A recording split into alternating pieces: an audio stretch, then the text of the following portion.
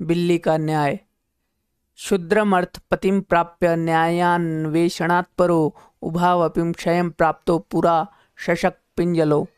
नीच और लोभी को पंच बनाने वाले दोनों पक्ष नष्ट हो जाते हैं। एक जंगल के जिस वृक्ष की शाखा पर मैं रहता था, उसके नीचे के तने में एक खोल के अंदर कपिंजल नाम का तीतर भी रहता था। शाम को हम दोनों में खूब बातें होती थी। हम एक दूसरे को दिन भर के अनुभव सुनाते थे और पुराणों की कथाएं कहते थे। एक दिन वह तीतर अपने साथियों के साथ बहुत दूर के खेत में धान की नई नई कोंपले खाने चला गया। बहुत रात बीते तब भी वह नहीं आया तो मैं बहुत चिंतित होने लगा। मैंने सोचा किसी बधिक ने जाल में न बांध लिया हो या किसी जंगली बिल्ली ने न खा लिया हो। बहुत रात बीतने के बाद उस वृक्ष के खाली पड़े खोल में शीघ्रगो नाम का खरगोश घुस आया। मैं भी तीतर के वियोग में इतना दुखी था कि उसे रोका नहीं।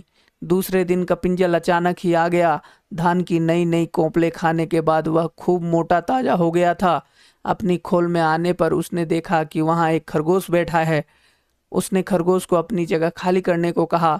खरगोश भी तीखे स्वभाव का था। बोला, यह घर अब तेरा नहीं है।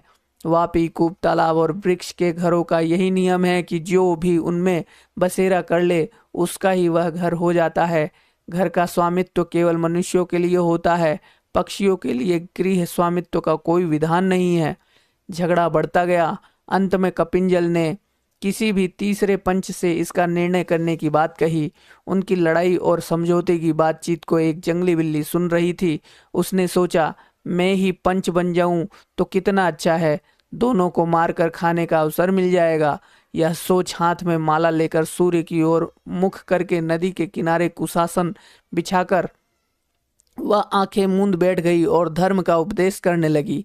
उसके धर्मोपदेश को सुनकर खरगोश ने कहा, यह देखो कोई तपस्वी बैठा है, इसी को पंच बनाकर पूछ लें। तीतर बिल्ली को देखकर डर गया।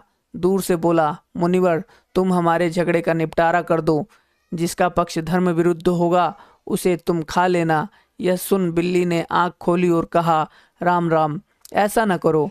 मैंने हिंसा का नारकीय मार्ग छोड़ दिया है, अतः मैं धर्म विरोधी पक्ष की भी हिंसा नहीं करूंगी। हाँ, तुम्हारा निर्णय करना मुझे स्वीकार है, किंतु मैं वृद्ध हूँ, दूर से ही तुम्हारी बात नहीं सुन सकती। पास आकर अपनी बात कहो।